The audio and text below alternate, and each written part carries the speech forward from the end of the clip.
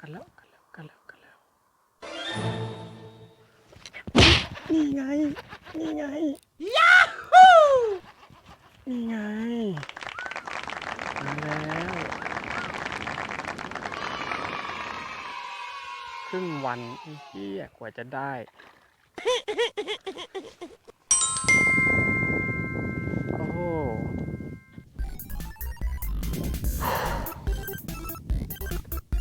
นี่ไง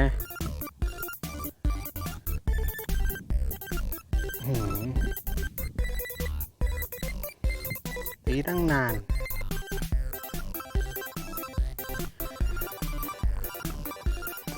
จะเช้าจนเที่ยงนี่ครับ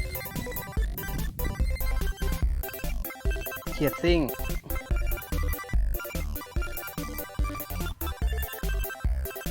ฝากไว้ด้วยครับเหยื่อเขียดซิ่งสนใจติดต่อได้นะฮะครับดูตัวต่อไปกัน